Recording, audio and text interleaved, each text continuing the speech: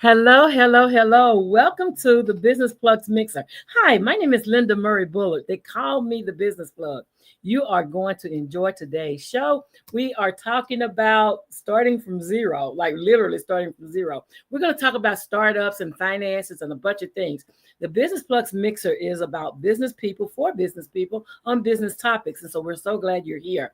Go ahead and share the link wherever you are watching this and click the bell and the notification bell so that you'll know who we're on. We're normally on Sunday, 7-ish Eastern time, and we come on and just have conversations.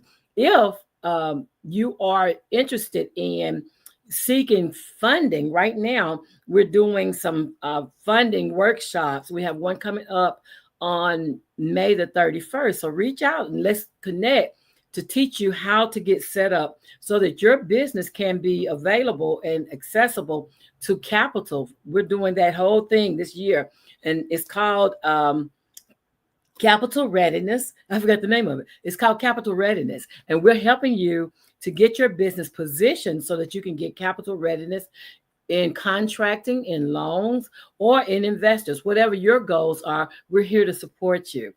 So go ahead and click the link wherever you see it, and let's have a conversation if you're interested and would like to work one-on-one.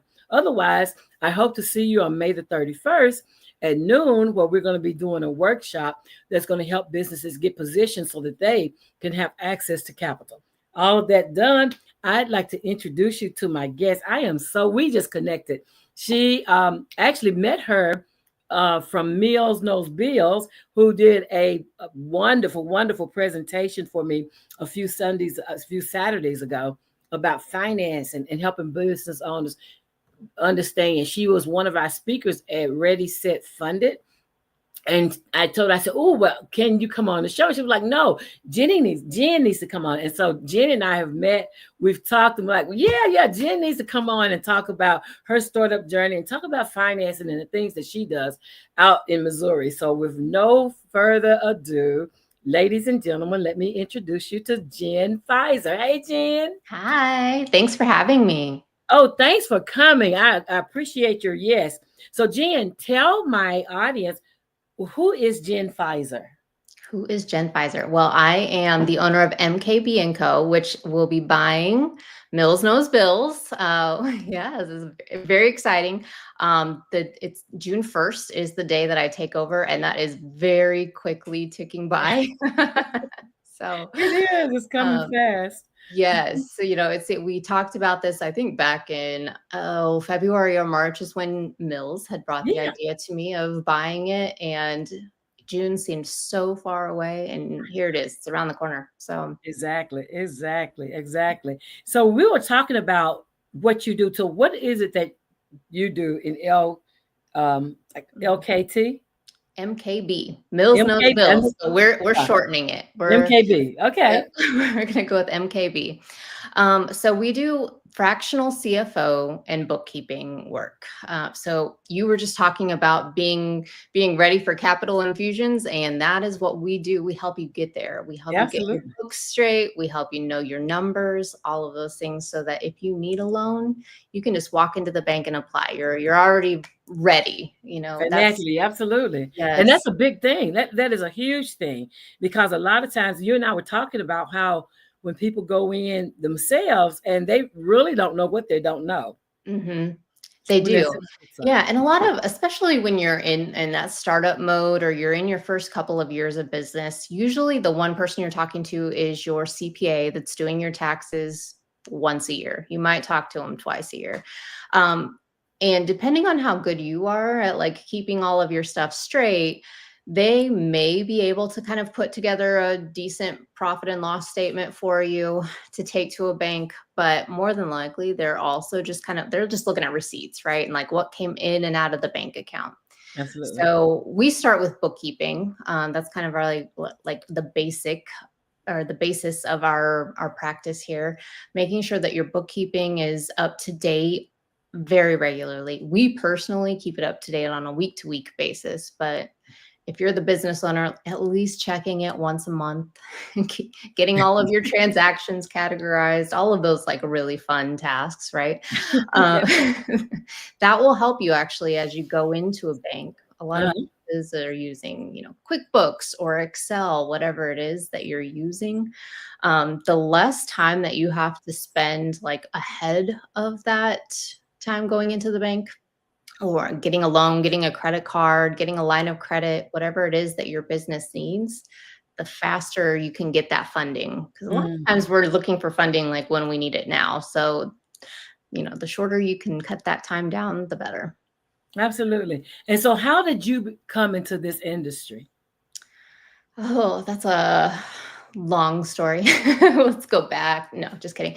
My mom told me I should be an accountant, and I did that I went to school to be an accountant. I got there and then I didn't actually like accounting.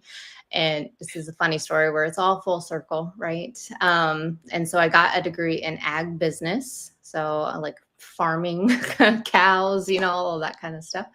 And I graduated from college in December of 2007, which was a terrible time to actually graduate from college because the job market was terrible.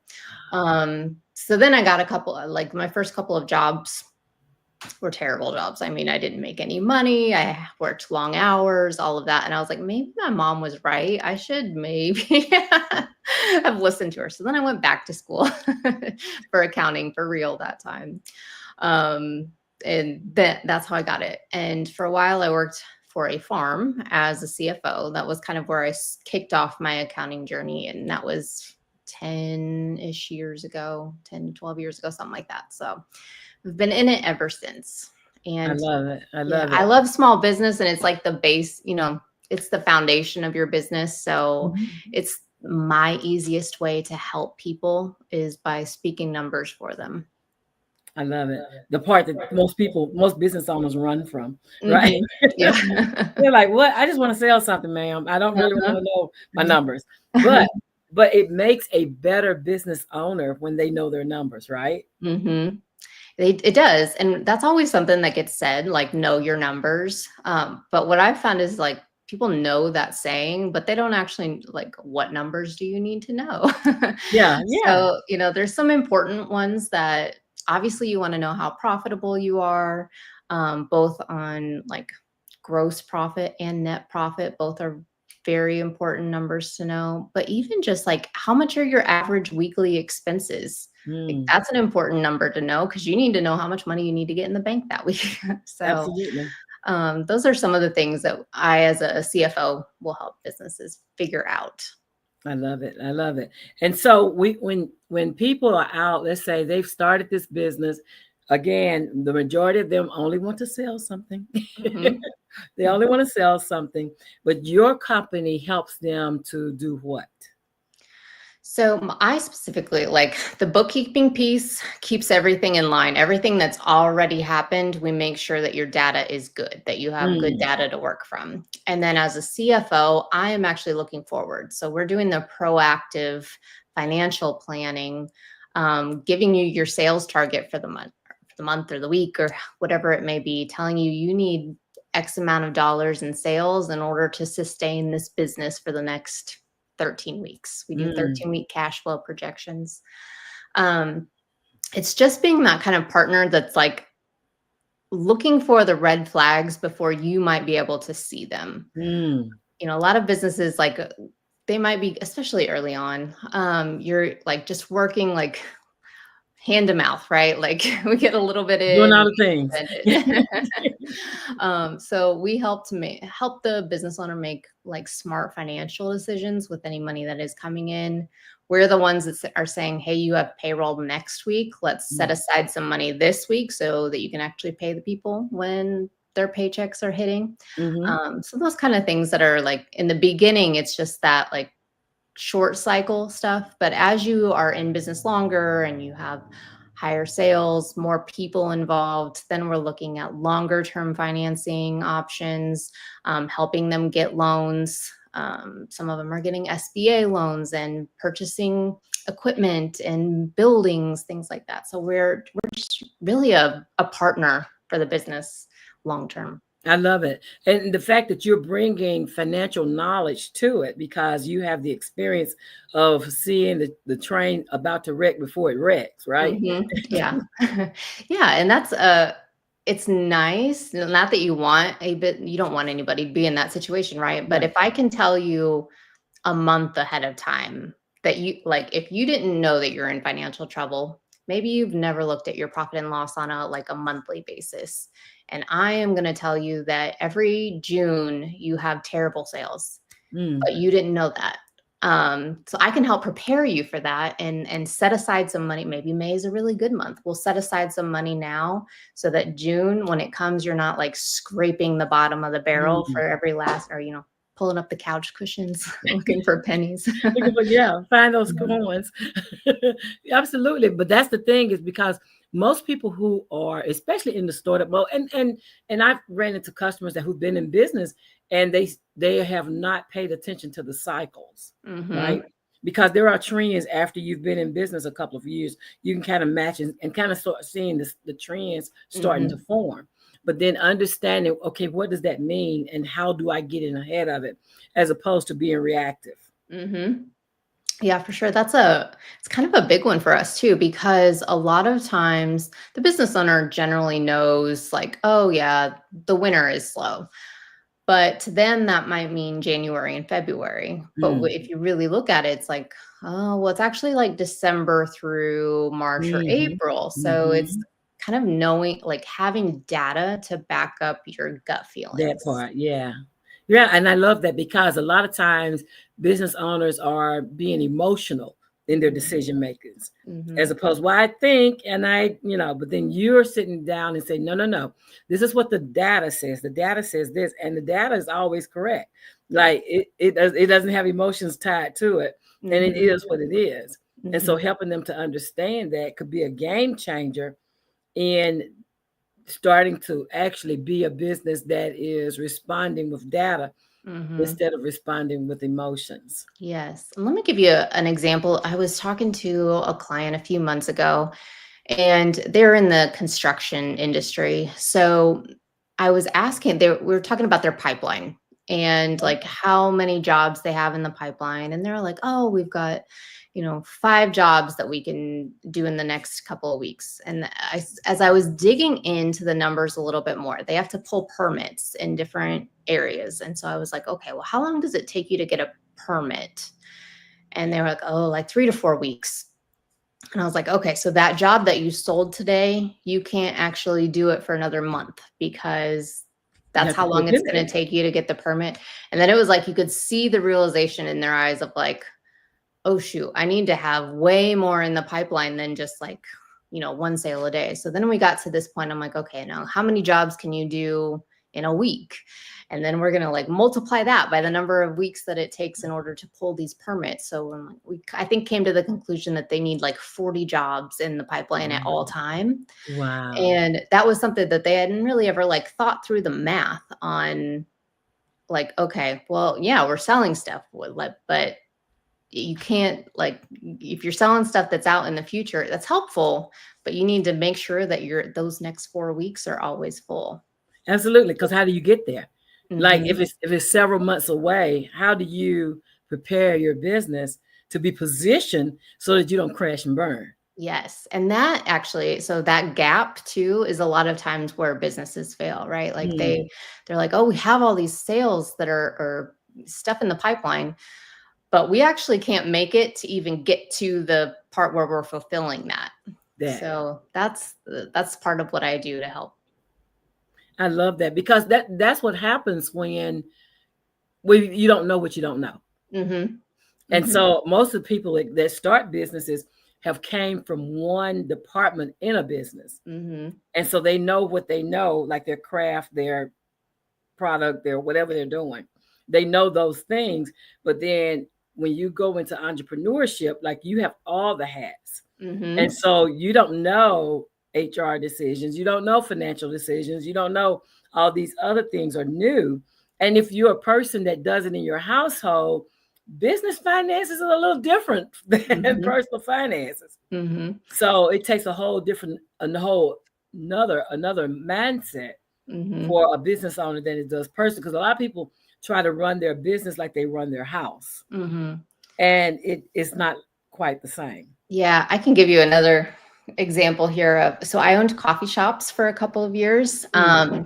And first of all, that's always the number of times I heard, like, if I could own a coffee shop, that would be my dream. And I'm like, yeah, because you want to be like serving coffee and talking to people. There's a lot more that goes into it than that. So that's to your example, like people are usually like, they think of that ideal job and don't want to have to deal with all the other things that come with it.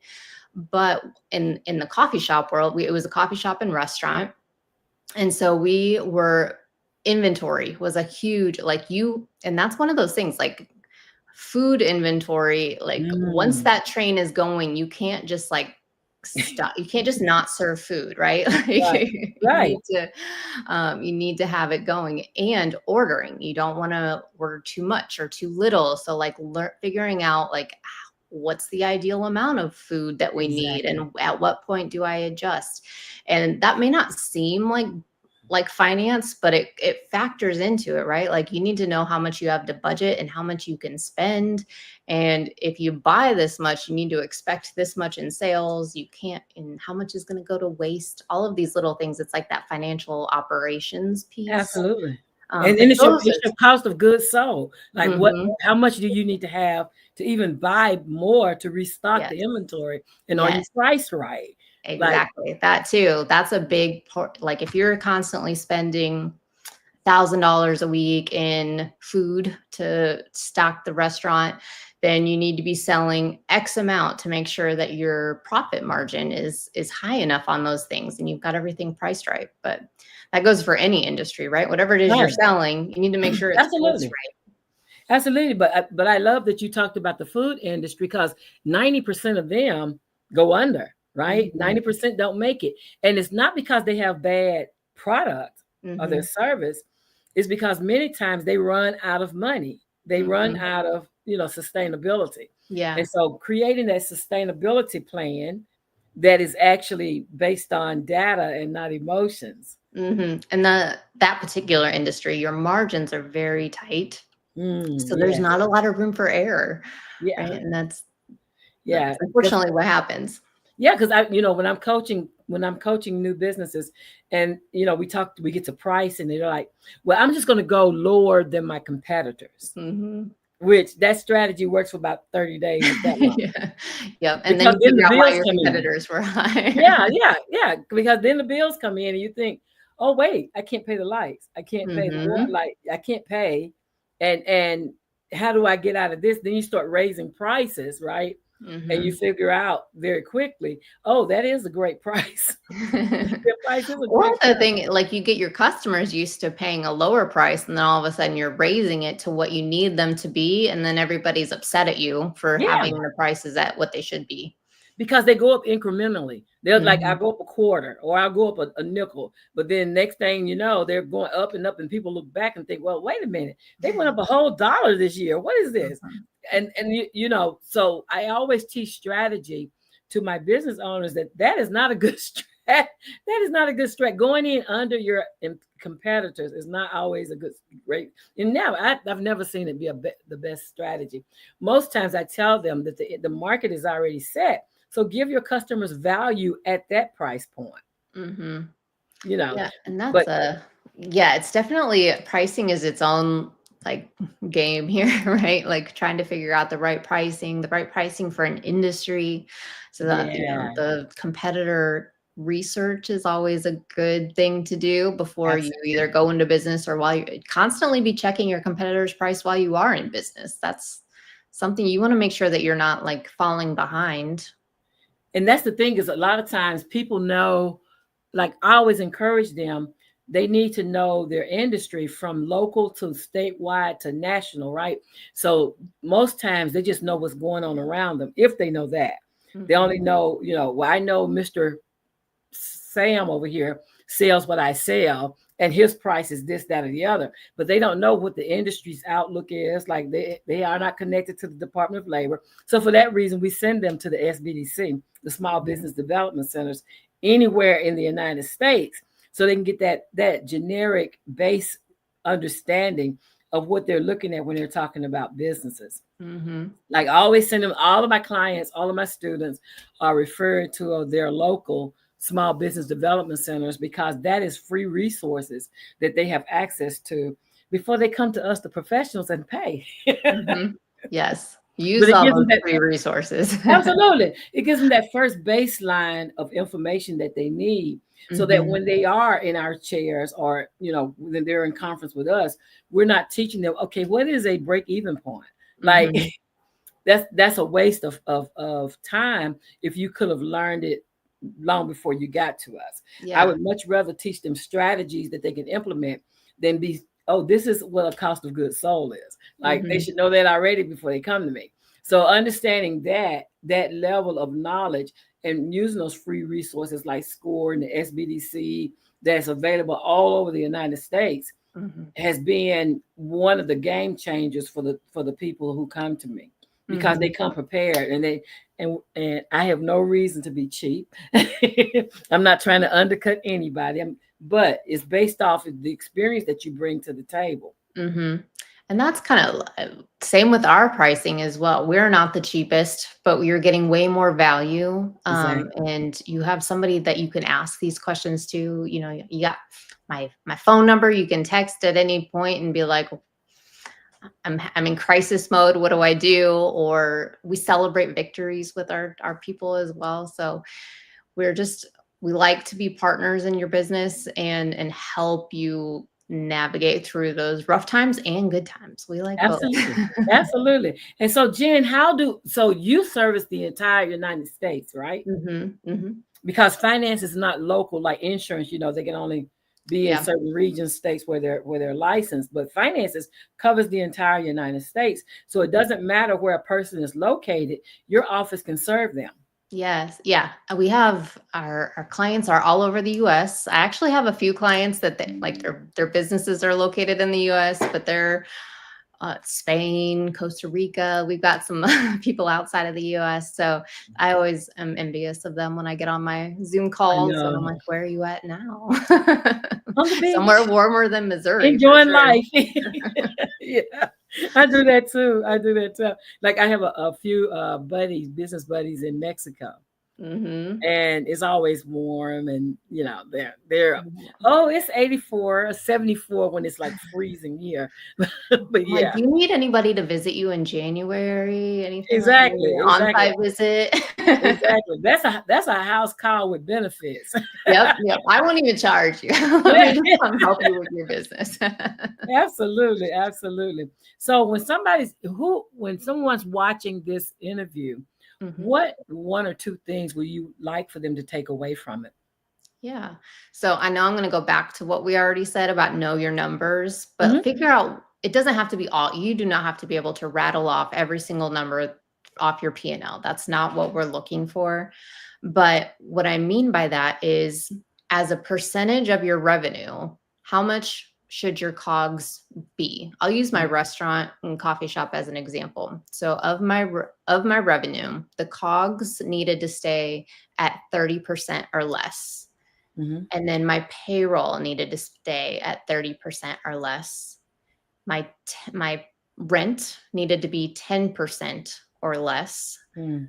And then all the other things, the operating expenses needed to be about 20% or less. And that left me the real thin margin of 10%.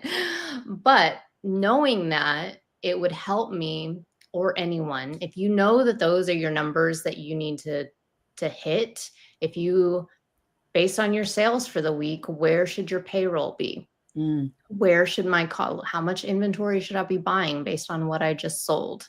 So those Mhm. are things that are just, keep those in mind as you're running your business, and it will make things really easy to tell where you're overspending. Yes.